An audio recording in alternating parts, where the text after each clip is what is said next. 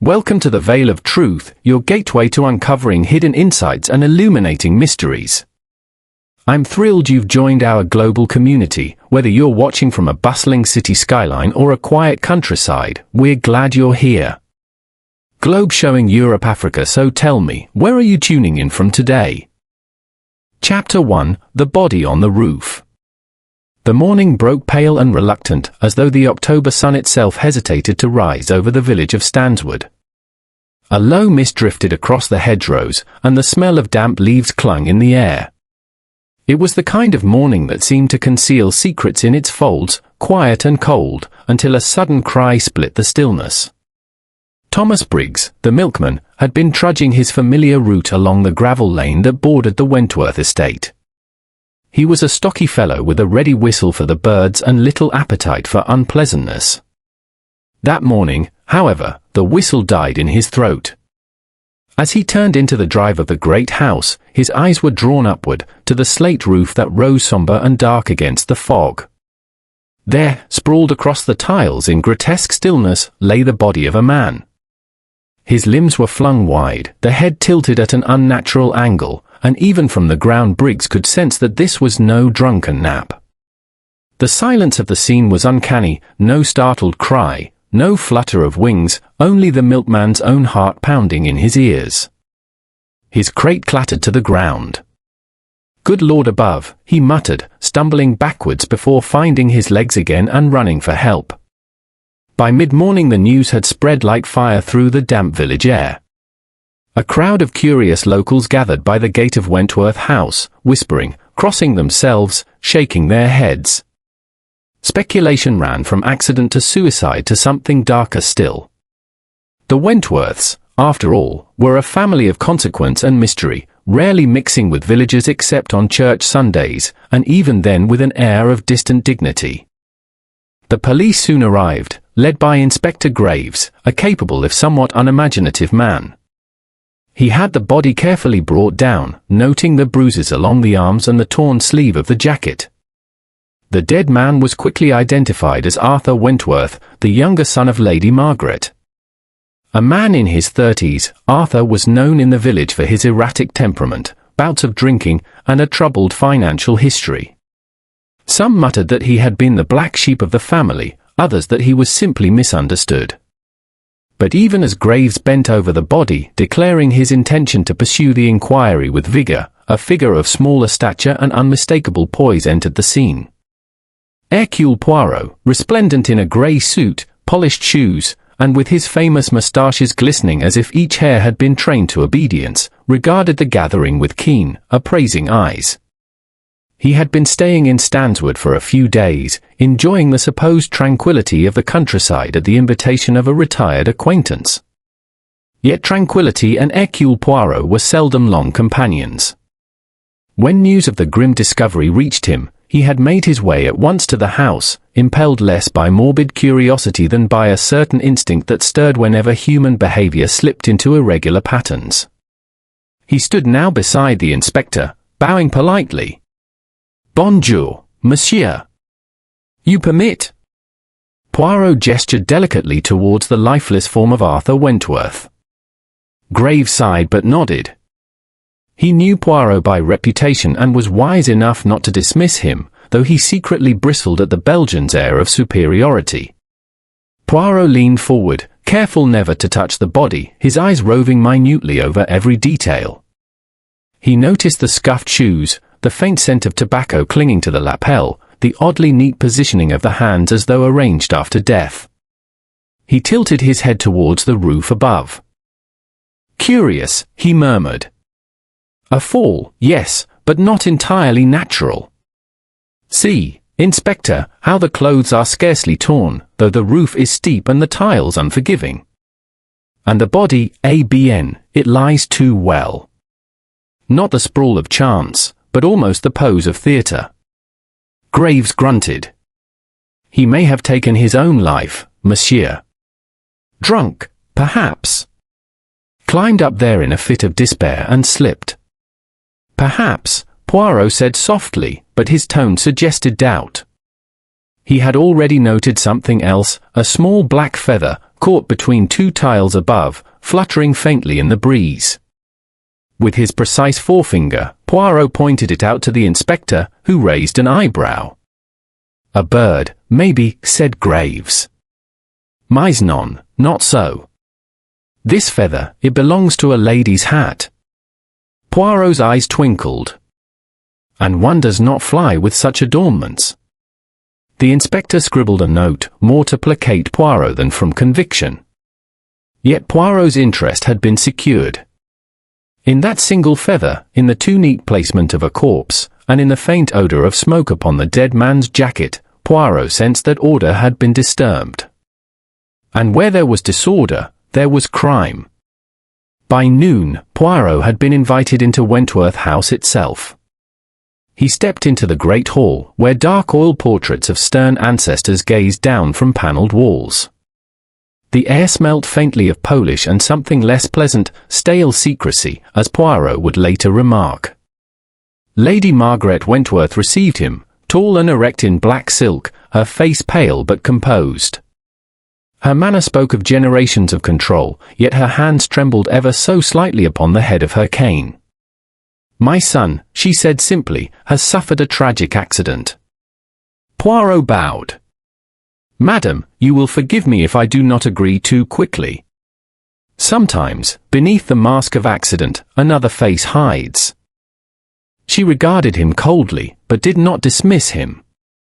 Poirot was shown next to Edward Wentworth, the elder son, a man of hard jaw and impatient eyes who declared at once that his brother had brought this end upon himself. Clara, Arthur's widow, pale and delicate, sat quietly by the fire, her eyes red with weeping yet her silence oddly watchful. And hovering at the edge of the gathering was Miss Eliza Harper, the governess. Though her role in the household was ostensibly minor, her eyes followed every word and movement with unnerving attention. Poirot noticed how she alone seemed unshaken by events, her lips pressed in a firm, controlled line.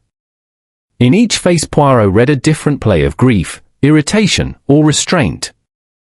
Already the little grey cell stirred within his mind.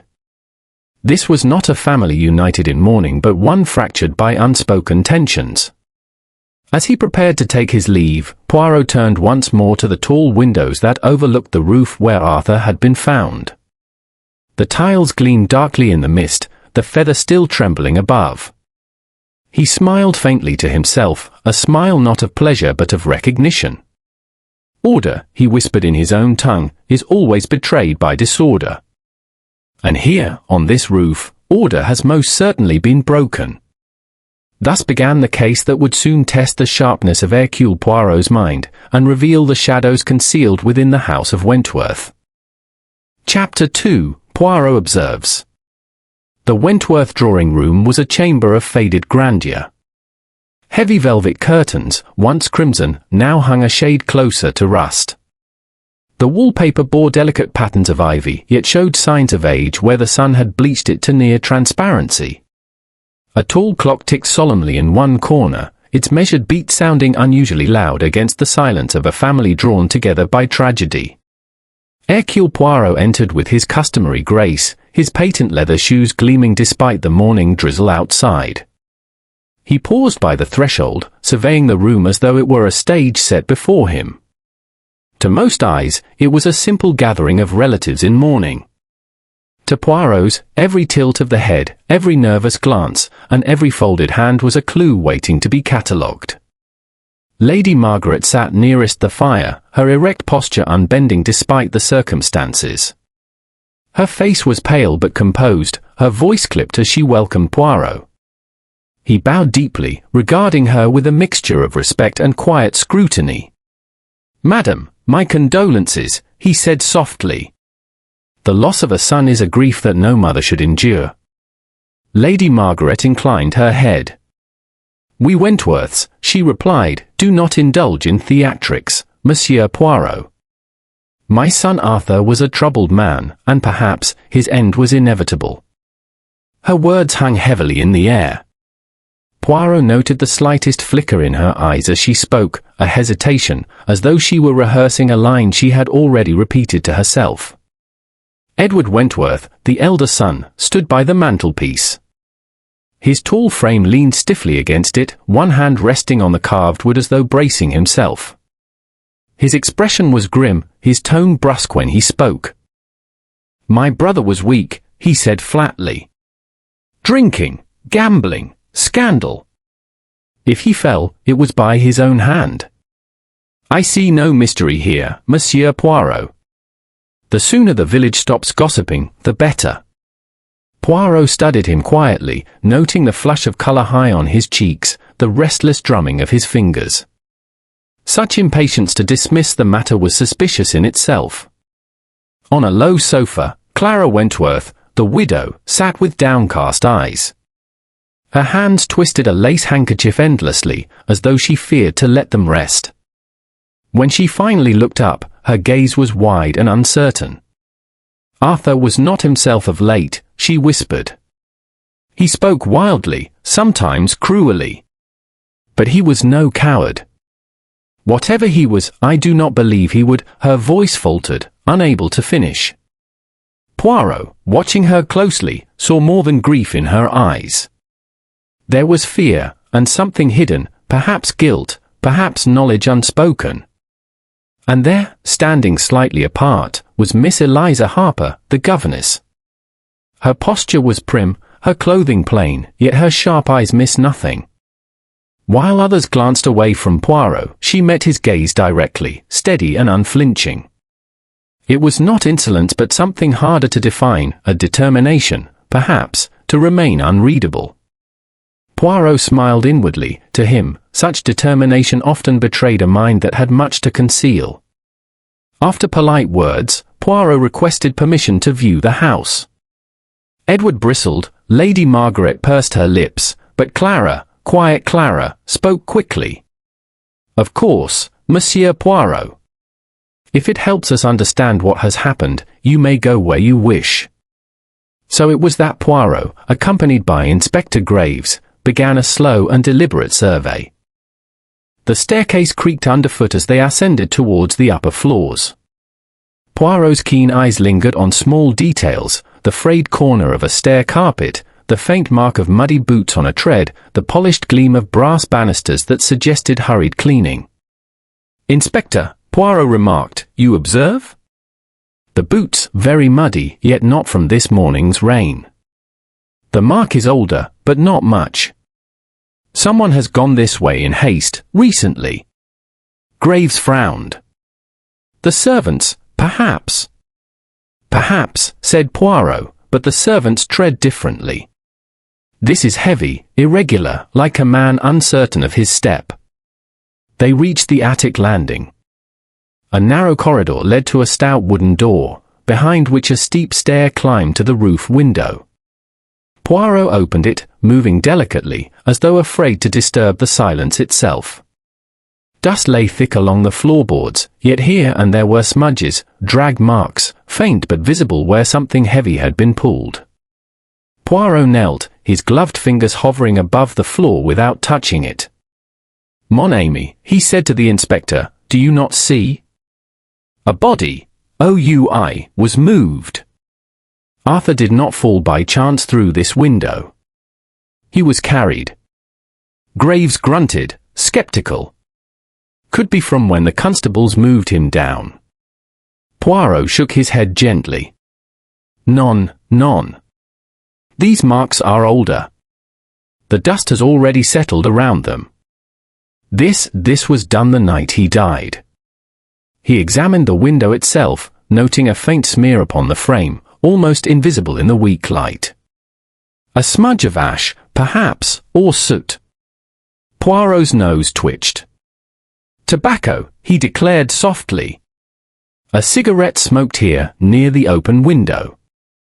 Yet Arthur, I am told, preferred cigars."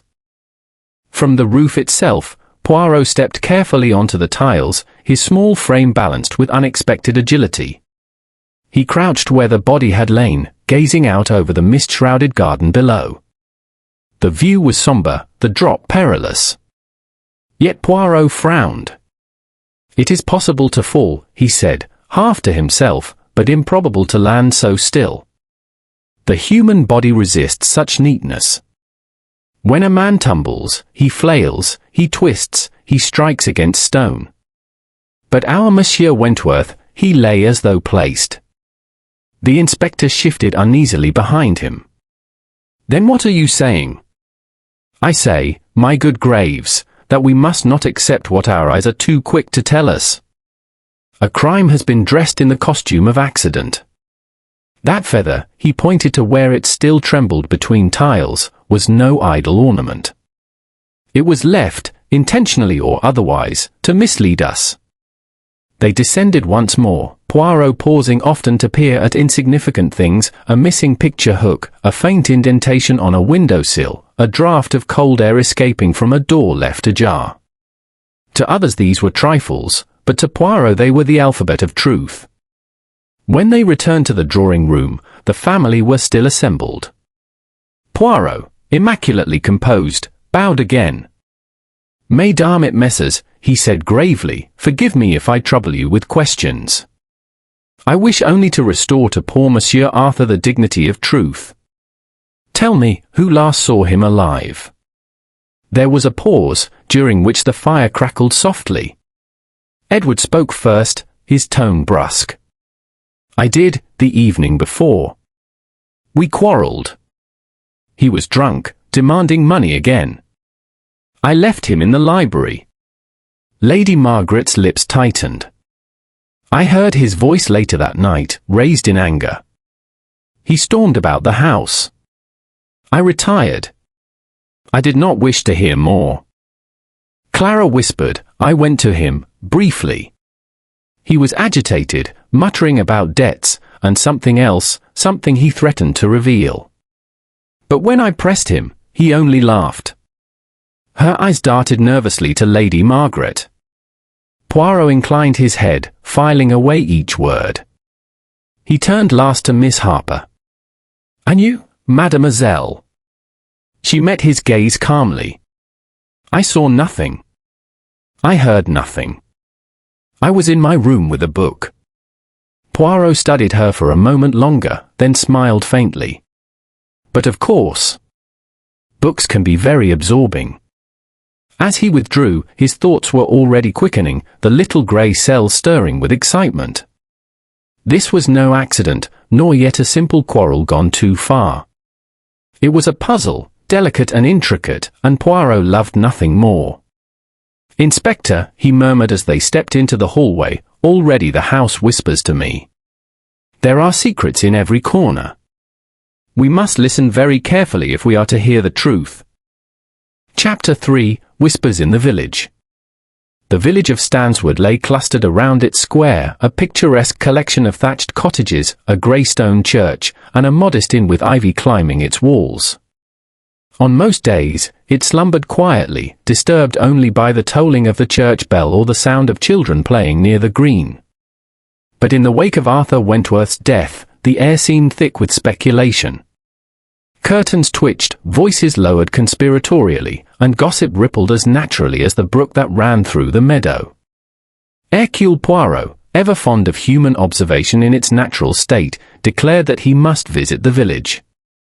Inspector Graves accompanied him reluctantly, muttering about idle chatter and the need to focus on facts.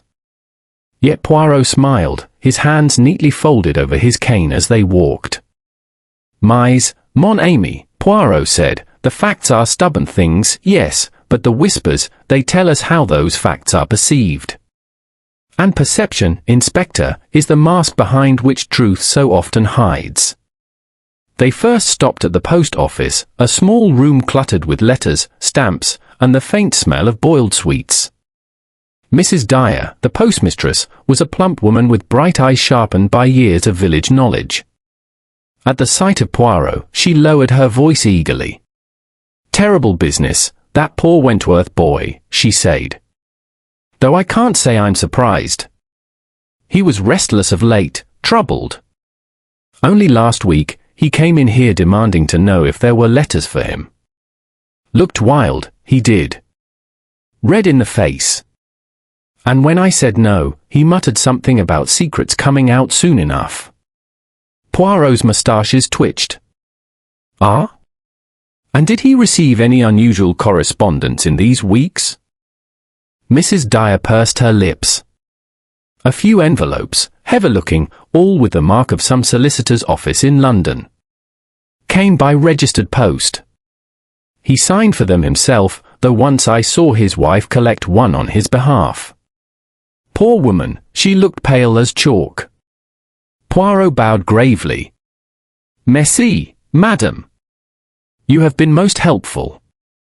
As they stepped outside, Graves muttered, solicitors' letters, likely debts, as we suspected. Perhaps, Poirot replied thoughtfully, but note this, mon cher Graves, debts are no novelty. Yet Arthur hinted at secrets. Secrets and debts together, they make for a dangerous cocktail. Their next destination was the village inn, the King's Arms, where the landlord, Mr. Pritchard, was polishing tankards behind the counter. His ruddy face lit up at the sight of company, and after a few words of sympathy, he leaned in conspiratorially. You'll not have heard it from me, he began, but Mr. Arthur had visitors, odd sorts, not from these parts. One came late at night, a tall fellow with a case under his arm. Looked like business, not pleasure. They sat in the parlour over brandy, voices raised, then lowered again. It wasn't friendly, that I'll say. Poirot's eyes gleamed. And when was this, monsieur? 2 nights before the accident. Describe him, if you please. The landlord rubbed his chin. City man, by the look of him. Overcoat, neat gloves, spectacles. Stern sort, not a man to linger for ale. He left just past midnight, walking briskly to the station road. Poirot exchanged a glance with Graves, whose scepticism wavered slightly. Another solicitor, perhaps, Poirot mused aloud. But what business brings a lawyer to a village inn at midnight? ABN, it is worth pursuing. They moved next through the narrow lanes where villagers leaned over gates to greet them. An elderly neighbour, Mrs. Whittle, shook her head mournfully. Sad, very sad. But I'll tell you this, sir, that young man was troubled in spirit. Many a night I saw a candle burning in the attic window, long after decent folk were abed. Shadows moving, too, pacing back and forth. Once, I thought I heard raised voices, one his, the other I could not place. Gave me quite the shiver. Poirot thanked her warmly, then turned to Graves. So, we have the nocturnal candle, the heated visitor, the letters of the solicitor. Each piece, Inspector, is like the shard of a mirror. Alone, it reflects little. Together, perhaps, they show us the whole face. Graves folded his arms. Or perhaps it shows a drunkard in debt, railing at his lot. The simplest explanation, Monsieur Poirot, is often the best. Poirot wagged a finger. Non. The simplest is often the most convenient. I look for the explanation that satisfies not only the surface but also the details beneath. As afternoon light filtered weakly through the mist, Poirot and Graves returned along the main road. On the way, they encountered the village curate, Reverend Chalmers, a nervous young man who seemed eager to unburden himself. I hesitate to speak ill of the departed, he said, twisting his hat, but Arthur Wentworth came to me not long ago. He was agitated, deeply so. He hinted that he possessed knowledge of a matter that, if revealed, would shake his family's standing. He asked me whether, as a man of God, I thought it just to expose sin, or kinder to remain silent. I urged him to seek reconciliation, but he only laughed bitterly. Said the truth would come out, whether he wished it or not. Poirot listened intently. And did he name this secret, Monsieur le Cure? The curate shook his head. No. He broke off suddenly, as though regretting his words. Poirot thanked him gravely, and they resumed their walk. His brow was furrowed, his gaze distant.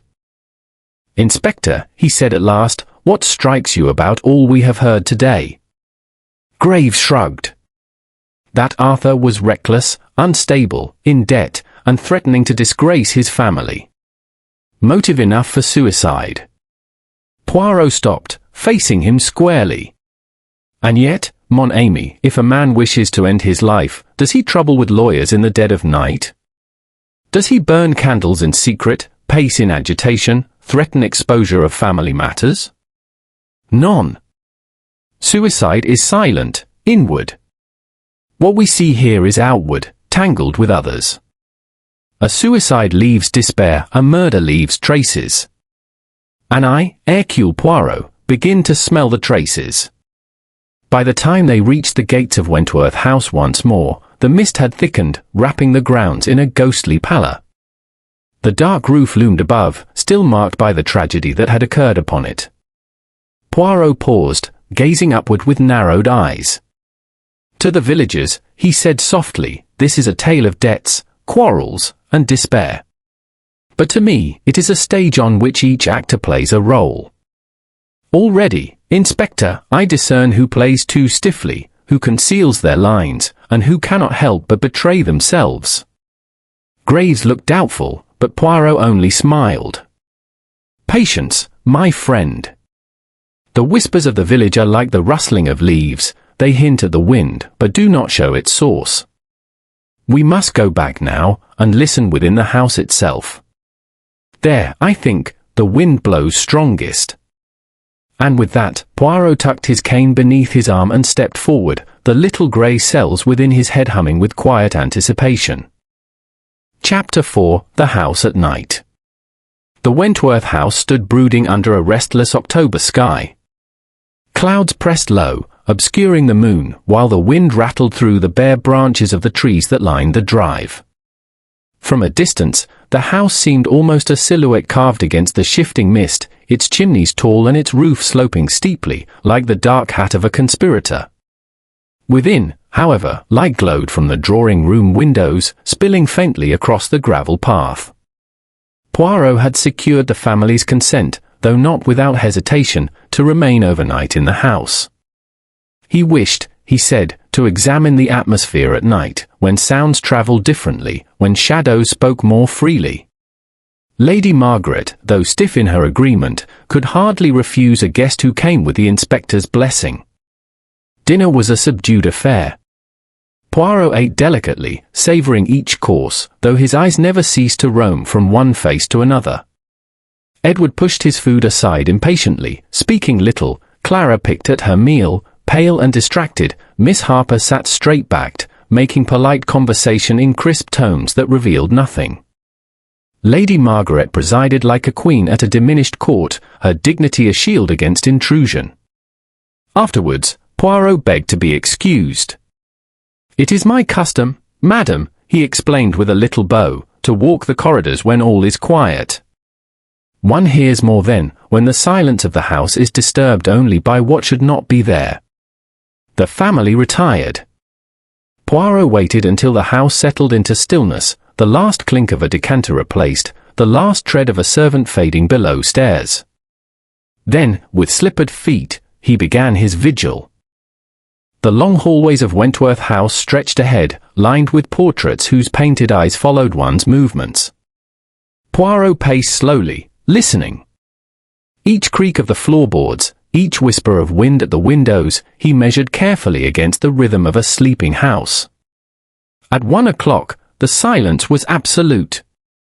At 1:30, a faint tapping echoed distantly, no more than the sigh of a loose shutter. Poirot noted it and continued. It was just past 2 when the sound came, a creak, unmistakable, from above. Poirot froze. The sound had the particular groan of a step upon the attic stair. Without haste, haste was never Poirot's way, he made his way upward, carrying a small electric torch. The air grew colder as he climbed, the wooden panels narrowing into the plain plaster of the upper corridor. At the end stood the door to the attic stair. He pushed it gently. It yielded, though the hinges complained. The stair itself was steep and narrow, vanishing into shadow. Poirot ascended carefully, torchlight glimmering against the rafters. At the top, he found the attic room, bare, dusty, filled with cast-off trunks and forgotten furniture. Cobwebs clung to the beams, and a chill draught slipped through a gap in the slates. Yet there were signs of disturbance. Poirot's light caught upon the cracked lid of a trunk. It had been recently opened, dust still lay thick upon the lid, yet finger marks showed where it had been touched. Near it, a scatter of ash lay upon the floorboards, faint but visible against the pale dust. Poirot crouched, inhaling delicately. The unmistakable tang of tobacco rose to his nostrils. "Cigarettes," he murmured. "Strong, foreign perhaps." And Arthur, he smoked cigars. So, whose habit is this? Poirot turned his beam towards the window that gave access to the roof. The glass showed faint smears, as though hands had pressed against it. On the sill, a thread of fabric clung, a fragment so small it might easily be overlooked. Poirot leaned close, plucking it with careful fingers. Dark wool, tightly woven. Not from Arthur's lighter jacket, he noted. He stood for some moments in silence, letting the atmosphere of the place settle around him. The attic had the quality of a stage after the actors had gone, still echoing with their presence, though empty to the eye. He closed the trunk gently, swept the floor once more with his torch, then turned to the roof itself. The night was cold as Poirot stepped cautiously through the narrow window onto the tiles. The wind tugged at his hair, the mist swirled below like a sea. From here, the garden looked ghostly, and the gravel drive gleamed faintly under a reluctant moon. Poirot crouched, examining the surface. The tiles were slick with damp, but here and there showed scuffs, scrapes that suggested more than a single footstep. Poirot measured the distance from the window to where Arthur's body had been found. It was awkward, too awkward, he thought, for a drunken stumble. To drag a body here, yes. To fall naturally here, no. He let his gaze travel across the rooftop. At the ridge, something caught the light of his torch, a faint glimmer.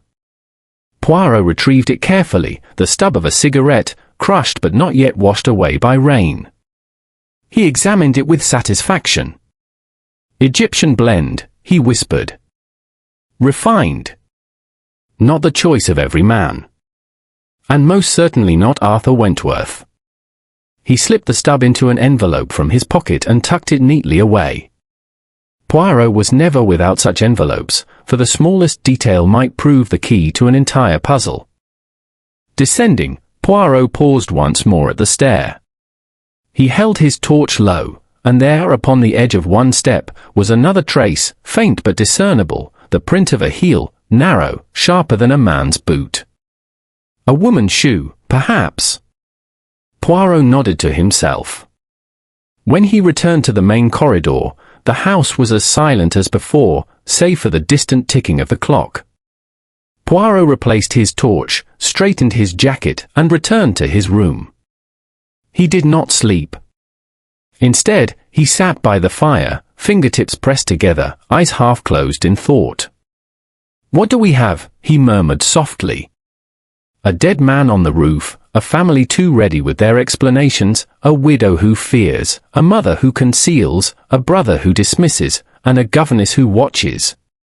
We have a feather, a thread of wool, the smell of tobacco, and a cigarette not belonging to the dead. Voila, a tapestry begins. As dawn lightened the sky beyond his window, Poirot rose, his face calm but his mind aflame. He knew now that the attic was not merely a place of dust and shadows. It was the stage of the crime itself. Arthur Wentworth had not climbed to that window alone. He had been accompanied. And perhaps he had been silenced there. Poirot adjusted his cuffs, his moustaches bristling with quiet satisfaction. The little grey cells had begun their work, and already a picture was forming. But the time for revelation had not yet come. For now, Poirot would wait, observe, and let the guilty conscience betray itself. For in Poirot's experience, it was never long before guilt whispered in the dark as loudly as footsteps on the stair. Chapter 5 of Motives Revealed. The morning after his vigil, Poirot appeared at breakfast immaculate as ever, his moustaches gleaming, his attire impeccable. To look at him, one would never imagine that he had spent half the night prowling drafty corridors and creeping through dusty attics. Edward Wentworth, by contrast, looked irritable, his eyes bloodshot, Clara's face was wan, and Lady Margaret maintained her usual stiff composure. Miss Harper, the governess, entered last, brisk and efficient, as though the turmoil of the household had no bearing on her duties. Poirot stirred his coffee slowly, his gaze lingering on each face. "It is curious," he said mildly, "how a house in mourning does not always grieve in harmony. The grief takes many forms: anger, silence, even concealment." Edward slammed his cup onto the saucer. "Monsieur Poirot, must we endure riddles at breakfast? The matter is tragic, yes, but the police will determine the rest. I, for one, wish it over with." Poirot inclined his head politely. "Mais oui, you would prefer order restored. But forgive me, when order is broken by crime, it is not so easily mended." Lady Margaret interjected coldly. "I should like, Monsieur Poirot, that you recall you are a guest here. If my son erred in life, let him at least rest in peace." Poirot's eyes softened. "Madam, I promise you this, I seek not to disturb his peace, only to restore his truth. Without truth, even peace is a deception." Later that morning, Poirot requested private interviews with each member of the household. Inspector Graves, though still wary, consented. It was in the library, a long, oak-panelled room smelling faintly of leather and dust, that Poirot received them one by one. Edward came first. He strode in, shoulders squared, impatience plain on his face. "You waste your time," Edward said at once. Arthur was unstable. He drank too much, gambled too much, quarrelled with everyone. That's all there is. Poirot regarded him steadily. "You quarrelled with him yourself, the evening before he died." Edward's jaw tightened. "Yes. He wanted money, again. I refused. Why should I throw away good money after bad? He accused me of heartlessness. I told him he needed discipline. That was the end of it." Poirot's voice was mild. "And yet you see no connection between this quarrel and his death." Edward's eyes flickered. "Are you implying I pushed him from the roof?" Poirot spread his hands. "I imply nothing. But you, monsieur, are quick to suggest what I do not say." A flush crept up Edward's neck. He rose abruptly. "I've had enough of this." When he had gone, Poirot murmured, "The temper, it betrays the nerves. One does not grow angry if one has nothing to hide." Clara, the widow, came next. She entered timidly, twisting her hands together. Her fair hair was drawn back, her eyes hollow with sleeplessness. "Madam," Poirot said gently, "I wish only to understand your husband. Tell me his state of mind, these last days."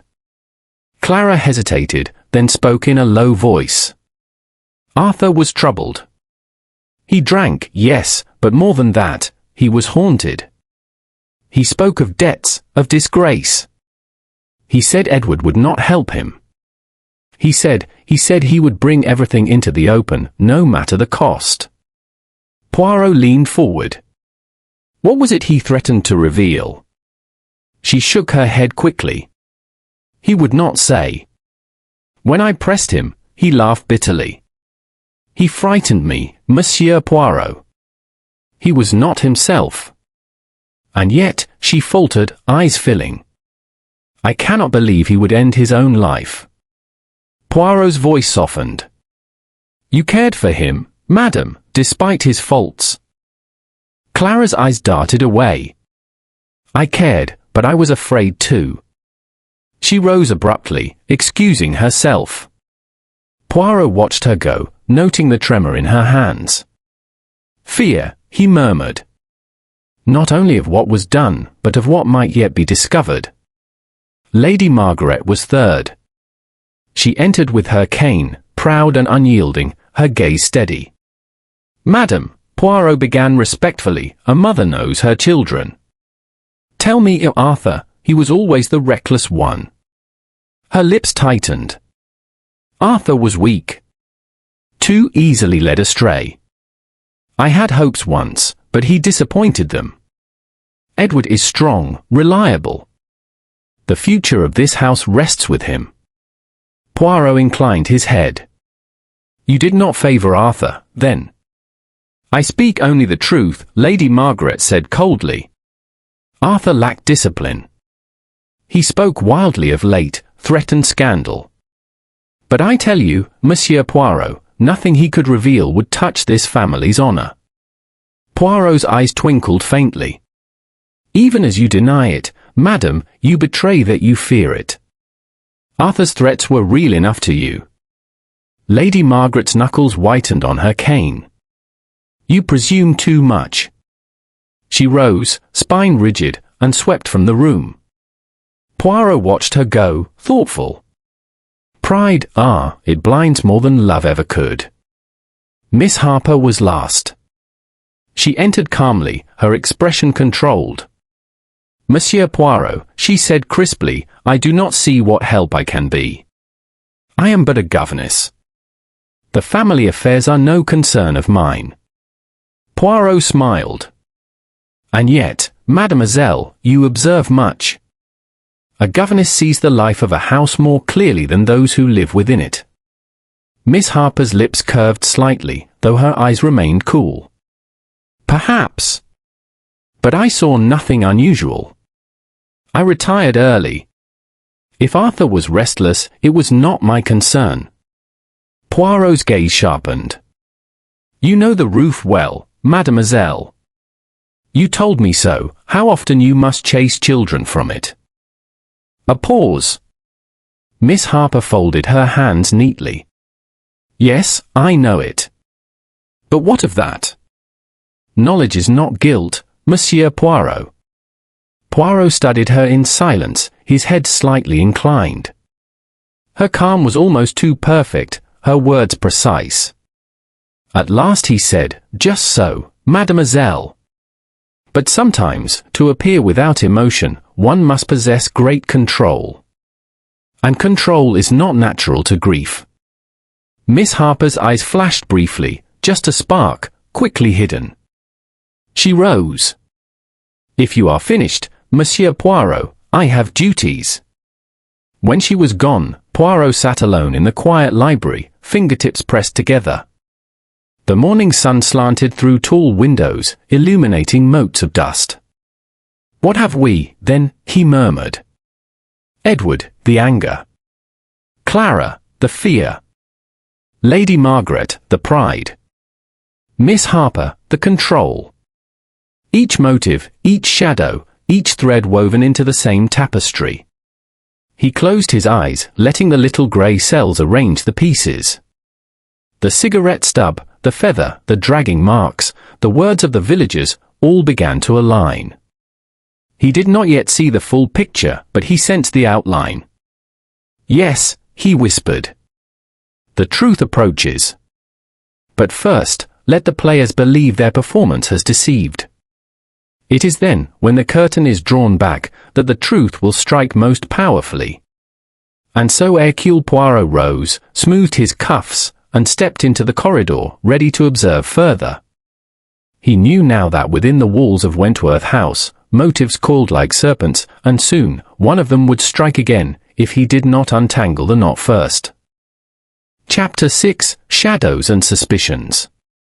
The atmosphere within Wentworth House thickened as the days drew on. Each member of the family carried themselves with forced composure, but beneath the surface, suspicion crept like ivy, winding into every conversation. Poirot, with his immaculate dress and serene manner, seemed almost out of place in this darkened household, yet it was precisely this calm presence that unsettled them most. After luncheon on the second day, Poirot strolled into the garden, Inspector Graves accompanying him. The autumn air was sharp, and fallen leaves crunched beneath their shoes. "You've stirred the nest," Graves muttered. Edward's fit to explode. Lady Margaret barely tolerates you, and the governess, well, she looks at you as though you're prying into her private thoughts. Poirot smiled. It is exactly so, mon ami. Each is on edge, because each conceals something. Whether that something is guilt, or merely shame, we shall discover. Graves snorted. You sound as though the whole household is guilty. Poirot's eyes twinkled. Perhaps, in their hearts, they are. But only one is guilty of the crime. They paused near the stone balustrade that overlooked the lawn. Poirot gestured delicately towards the gravel path that wound beneath the windows. The view from here, it allows one to see who enters, who leaves. Tell me, Inspector, do you suppose Arthur's body was placed deliberately upon that section of roof, where it would be visible from the garden? Graves frowned. If it was staged, then yes. Whoever did it wanted him found quickly. Poirot nodded. Just so. Concealment was not the goal. Rather, it was spectacle. That evening, after the lamps were lit, a sudden commotion erupted in the drawing room. Clara had entered pale and trembling, clutching a letter. Her voice shook as she thrust it towards Poirot. It was on my dressing table, she whispered. But I swear it was not there this morning. Poirot accepted the envelope delicately. The handwriting was uneven, almost scrawled. He read aloud. The truth must not come out. Keep silent, or you too will meet the fate of the rooftop. Gasps followed. Lady Margaret gripped her cane with whitened knuckles. Edward muttered something sharp under his breath. Miss Harper alone remained composed, though her eyes flickered. Graves examined the note grimly. A crude attempt at intimidation. Could be a prank. Could be the guilty party panicking. Poirot studied the page, turning it between his fingers. Crude, yes. And yet, to conceal handwriting, one must make it appear clumsy. Perhaps too clumsy. He replaced it carefully. We will keep this, Inspector. It tells us less about what it says than about who wished Clara to feel the fear. Clara sank into a chair, trembling. Poirot laid a hand gently upon hers. Courage, madam. It is only a shadow, but shadows can frighten more than the solid object. Later that night, Poirot made another quiet circuit of the house. As he approached the stair to the attic, he halted. A faint sound, footsteps, soft, hesitant, came from above. Poirot ascended swiftly but silently. The attic door was ajar. Inside, the beam of his torch revealed Edward, crouched by the old trunks, rifling through their contents. At the sudden light, Edward started violently. What the devil are you doing? He snapped. Poirot raised an eyebrow. The question, monsieur, is rather what you are doing. These trunks, they interest you. Edward's face was flushed. It's nothing. Old family rubbish. I wanted to clear some of it out. Must I account for every move I make in my own house? Poirot's gaze swept over the open trunk. Papers lay scattered, old letters, yellowed and frayed. He noticed Edward hastily sliding something into his pocket. Poirot said nothing. Very well, Poirot said mildly. A man may look into his own family's past. But beware, Monsieur Edward, sometimes the past, it does not like to be disturbed. Edward muttered angrily and pushed past him down the stair. Poirot remained behind a moment, letting the little grey cells absorb the scene. Edward had been searching, yes, but not aimlessly. There was intent, and perhaps desperation. The next day, suspicion shifted once more. A maid, young and nervous, approached Inspector Graves with a confession. She had seen Miss Harper, late on the night of Arthur's death, ascending towards the attic. I didn't think it mattered, the girl stammered. She said she was chasing after a noise. But I saw her go, sir, I swear it. Graves reported this to Poirot at once. There you have it. The governess was on the spot. Fits your cigarette stub, your heel mark, all of it. Poirot did not answer at once. He adjusted his cuffs, then said quietly, it fits too well, perhaps. When evidence arranges itself in a neat pattern, it is often because someone has placed it so. Let us not jump, mon ami. Nevertheless, suspicion now fell heavily upon Miss Harper. Lady Margaret eyed her coldly at luncheon, and Edward muttered accusations. The governess endured it with calm disdain. When Poirot later sought her out in the schoolroom, she stood at the tall window, looking over the misty gardens. You have been accused, mademoiselle, Poirot said softly. She turned, her expression controlled. It seems convenient. Does it not?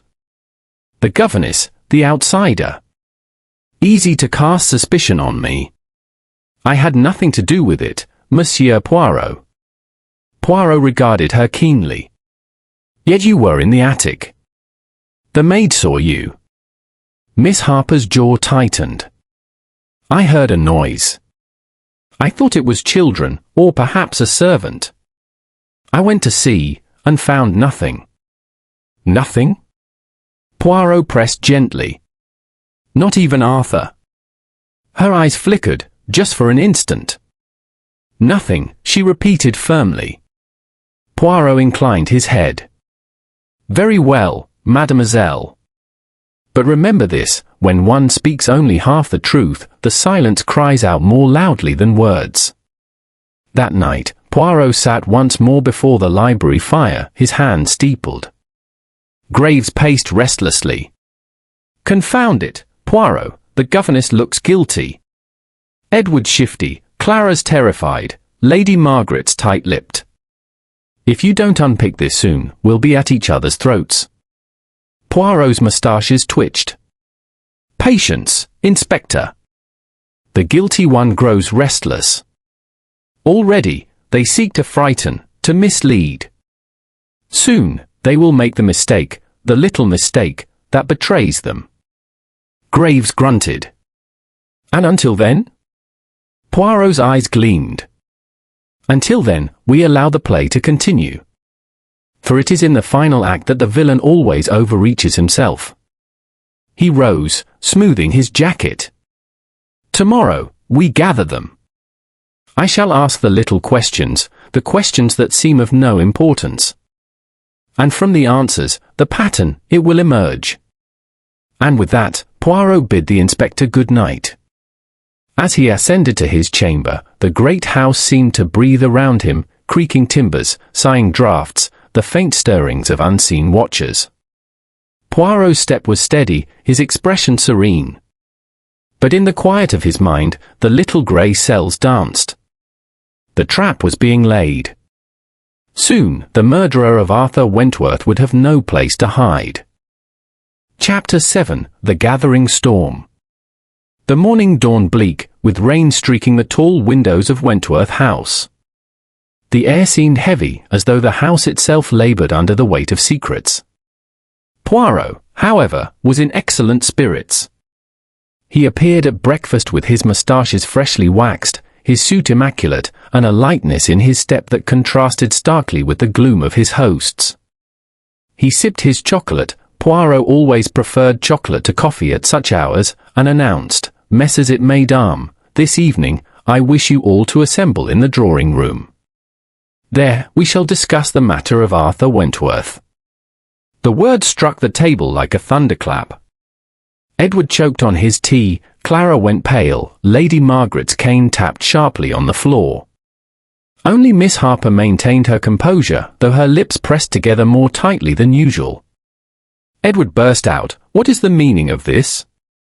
Haven't we endured enough interrogation?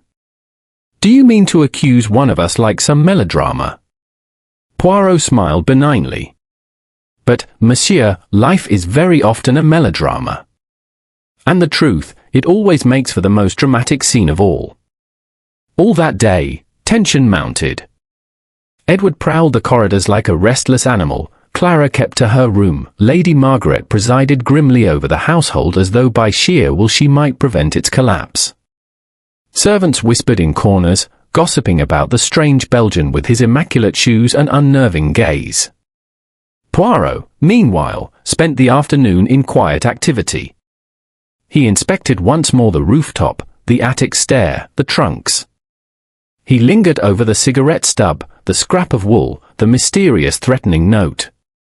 Each piece he considered anew, as though setting out cards upon a table, turning them this way and that until the pattern revealed itself. At last, in the late afternoon, Poirot called upon Clara in her chamber. She was seated by the fire, hands clenched in her lap. "Madam," he said gently, "you are very much afraid. May I ask, do you know who left the note upon your dressing table?" She looked up, eyes wide. "I swear I do not. I thought perhaps Edward, to silence me. Or even Lady Margaret, to protect the family." Poirot shook his head. "None, madam. They may suspect, they may fear, but this note, it was meant to play upon your weakness. The guilty one knows you are timid, that you would be cowed. It was a miscalculation. For by seeking to frighten, they have revealed themselves." Clara clasped his hand suddenly. "Then you know? You know who killed Arthur?" Poirot's eyes gleamed. "The little grey cells, they are satisfied. Tonight, you shall know too. But, madam, have courage. When the truth is spoken, it may wound as well as heal." Evening came. The family gathered reluctantly in the drawing-room, where the fire burned low and shadows crowded the corners. Poirot stood before the mantel, his figure precise and composed. Inspector Graves sat to one side, notebook in hand, his eyes sharp. Edward lounged in a chair, arms folded, expression defiant. Clara sat near the fire, pale and trembling. Lady Margaret sat stiffly upright, her cane beside her like a sceptre. Miss Harper remained near the window, her posture immaculate, her face unreadable. Poirot cleared his throat delicately. "Miss Amos, you know why we are here. Arthur Wentworth lies dead, and though it was made to appear an accident, or even despair, I tell you now, it was murder." A murmur swept through the room. Edward muttered something under his breath. Clara gasped. Lady Margaret's lips pressed into a thin line. Poirot continued. "From the first, there were details that spoke. The body was placed upon the tiles in such a manner that no stumble could explain. There were marks upon the roof, the traces of dragging. In the attic, cigarette ash, yet Arthur, he did not smoke cigarettes. Upon the stair, the print of a narrow heel. Each clue, small in itself, yet together they told a story." He turned, letting his gaze rest upon each in turn. "I looked also at the family. Motives, there were many. Edward, you quarrelled with Arthur, refused him money. Lady Margaret, you feared scandal more than truth. Clara, you trembled at his threats. And Miss Harper, mademoiselle, you hid your secrets with admirable control." Miss Harper's eyes flickered, but she said nothing. Poirot went on, his voice calm, relentless. The threatening note to Clara, the maid's testimony of seeing the governess in the attic, Edward's late-night search in the trunks, all these were distractions. Red herrings, as you say. The guilty one wished suspicion to fall elsewhere. He paused, letting the silence deepen, then said softly, "Yet in every deception, there is the flaw. In this case, a simple cigarette stub, the Egyptian blend, smoked by very few. Arthur did not smoke it. Edward does not. Lady Margaret, never. Clara, no. But you, Miss Harper, you do." The words fell like a stone into still water. All eyes turned to the governess. She stood very still, hands clasped tightly, her face pale but composed. Poirot's moustaches twitched. "Shall I tell you, mademoiselle, how it was done? You met Arthur in the attic that night. Perhaps he summoned you, perhaps you went to stop him from revealing what he knew. There was quarrel. He threatened exposure. You could not allow it. And so, he was struck, silenced, dragged to the roof, arranged to suggest accident or despair. You thought yourself safe. But you left behind the cigarette, the heel mark, the very evidence you sought to disguise." At last Miss Harper spoke, her voice low, steady. "You have a talent for invention, Monsieur Poirot. But what could I gain by killing him? I am no heir, no widow, no mother defending her family's honor." Poirot inclined his head. "Ah, but that is the beauty of it, is it not? The family looked only to each other. Who would suspect the governess? And yet, Arthur's threats, they were not about money, not about scandal to the family. They were about you, mademoiselle. He knew something that, if revealed, would have ended your career here, perhaps your reputation altogether. That was your motive. And it was enough." Miss Harper's hands tightened, but she said nothing. The silence stretched, heavy, oppressive. Clara whimpered softly. Edward muttered an oath. Lady Margaret's cane tapped once, sharp and final. Poirot spread his hands gently. "I do not ask you to confess here. The truth, it will come in its time. But tonight, Miss Amos, you know where it lies. No longer can it be hidden among shadows." Inspector Graves rose, eyes hard upon the governess. "Miss Harper, I'll have you remain under guard until further notice." Miss Harper lifted her chin. "Very well. I expected as much. But know this, if you condemn me, you condemn without understanding." She allowed herself to be led from the room, her dignity intact. The family sat in stunned silence.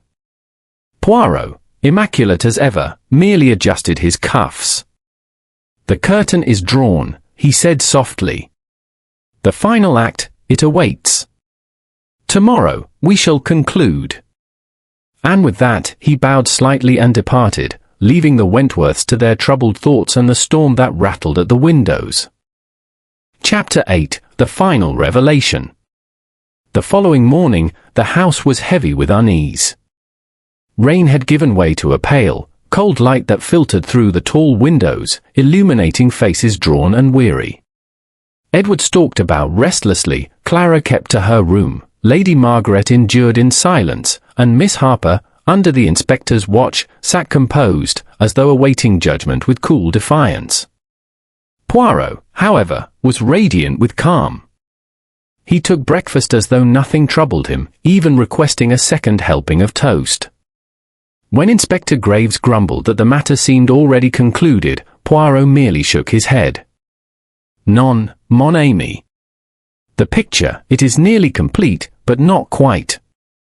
Last night, I gave you the false ending, to test the players. Today, we draw back the curtain upon the truth." By late afternoon, the family and Miss Harper were gathered once more in the drawing-room. The fire burned brightly, yet the atmosphere was chill with tension. Poirot stood by the mantel, fingertips pressed together, his expression serene. "Miss Amos," he began, "last night I spoke of Miss Harper as though she were the guilty one. And indeed, the evidence was arranged most cunningly to point towards her, the cigarette stub, the heel mark, the maid's testimony. But, you see, it was too convenient. I wished to see how you all reacted when suspicion fell upon her." His eyes swept the room, sharp as blades. "And in your reactions, I found the truth." Edward shifted uneasily. Clara looked bewildered. Lady Margaret remained stone-faced, her hand tight upon her cane. Miss Harper lifted her chin but said nothing. Poirot continued, "Consider, Arthur Wentworth was dragged onto the roof. His body was placed, not fallen. Yet why the roof? Why not the garden, the lane, the river? Because the attic, it was already the stage. Someone wished us to believe Arthur had been alone there, overcome by despair. But in making it appear so, they betrayed themselves. He took a step closer to Edward.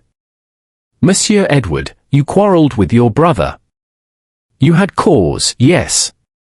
But anger alone does not leave a cigarette stub of Egyptian blend. And you, I think, are a man who prefers whiskey to cigarettes.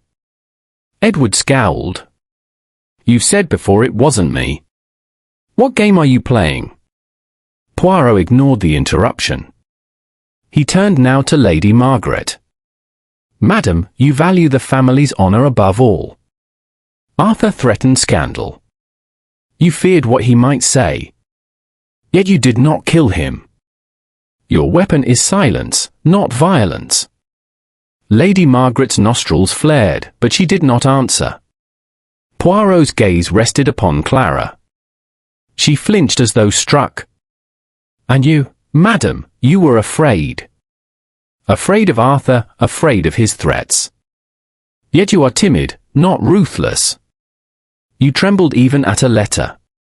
Non, you did not strike the blow. Clara gave a sob, pressing a handkerchief to her lips. Finally, Poirot turned back to Miss Harper. And you, mademoiselle, you were made to appear guilty. The cigarette, the heel mark, the maid's testimony, all pointed to you. But it was an illusion. Someone took pains to create it. Why? Because you were the least likely suspect. The governess, the outsider, so convenient a scapegoat. But one detail betrayed the illusion. He paused, savouring the silence. The cigarette stub. Egyptian blend. Expensive, distinctive. You do smoke occasionally, yes, but discreetly, in private. Arthur knew this, and he teased you. But on the night of his death, it was not you who left the stub. It was someone who sought to frame you. Someone who had access to your cigarettes. Poirot's eyes gleamed as he swung suddenly towards Edward. It was you, Monsieur Edward. The word struck like lightning. Clara gasped, Lady Margaret's cane fell with a clatter, Graves started upright. Edward leapt to his feet, face flushed, eyes blazing. That's a damned lie, he roared. Poirot raised a hand, calm as ever. No, monsieur. It is the truth. You quarrelled with Arthur that night. He threatened exposure, something not about his debts, but about you. He knew of your embezzlements. For years, you had dipped into the estate's accounts, covered your losses with clever entries. Arthur discovered it, and in drink and anger, he vowed to reveal it. You could not allow that. Edward's jaw tightened, his fists clenched. Poirot pressed on, relentless. You lured him to the attic, perhaps under pretense of reconciliation. There was a struggle. You struck him, too hard. He was silenced. You panicked. To make it appear suicide, you dragged him to the roof. But you feared suspicion might fall upon yourself, so you devised a little tableau. You placed Miss Harper's cigarette stub near the ridge. You scuffed the stair with a borrowed heel from her shoes, so easy, for servants' quarters are not secure. You even whispered to the maid that Miss Harper had gone to the attic. All of it, to point to her. Poirot's moustaches twitched with satisfaction. But in your haste, you made errors. You left the fragment of wool upon the sill, wool from your own jacket. And when I saw you in the attic days later, rifling through the trunks, you were seeking to remove the letters Arthur had found, proof of your thefts. Too late, monsieur. The truth was already clear. The room was deathly still. Clara's sobs broke the silence, Lady Margaret's face had turned ashen. Edward's chest heaved. At last he spat, damn you, Poirot. You think you're so clever. But you cannot prove it in law. Poirot inclined his head. Perhaps, monsieur, perhaps. But with your accounts examined, with the letters from the trunks, with the maid's testimony weighed against your clumsy deceptions, I think the law will not smile upon you. And more, your family knows. Your mask, it is broken. Edward sank back into his chair, his defiance draining away. His hands covered his face. Poirot straightened his cuffs, his voice gentling. It is finished. Arthur Wentworth was not a good man, no. But even the flawed, they deserve the dignity of truth. Inspector Graves rose heavily. Edward Wentworth, I'm afraid you'll have to come with me. Edward said nothing. 2 constables, summoned earlier, entered quietly and escorted him out. Lady Margaret sat rigid, her eyes blazing with humiliation and sorrow. Clara wept openly. Miss Harper exhaled at last, her composure cracking just enough to show relief. Poirot turned to her. Mademoiselle, you see now, you were made the scapegoat. But you are free. She bowed her head. I thank you, Monsieur Poirot. Poirot inclined slightly, then faced Lady Margaret. Madam, your pride has suffered. But be comforted, truth, even bitter, is better than falsehood. She did not answer, only gripped her cane tighter. At last, Poirot gathered his hat and gloves. And so, Miss Amos, the curtain falls. The little grey cells, they have done their work. The roof, it no longer hides its secret. The dead may rest. He bowed slightly, and with Inspector Graves beside him, left the house. Outside, the evening air was cold, but clear. Poirot drew a long breath, his moustaches bristling. It is always the same, mon ami, he said softly. Pride, greed, fear, they drive men to the most terrible follies. But the truth, it waits, patient, until someone listens to the whisper of the smallest clue. Graves shook his head. I'll never get used to how you do it, Poirot. Poirot smiled faintly. It is simple, my friend. One must only use the little grey cells. And with that, Hercule Poirot walked on, his step brisk, his figure immaculate, leaving behind the shadows of Wentworth House, and the memory of a truth at last uncovered.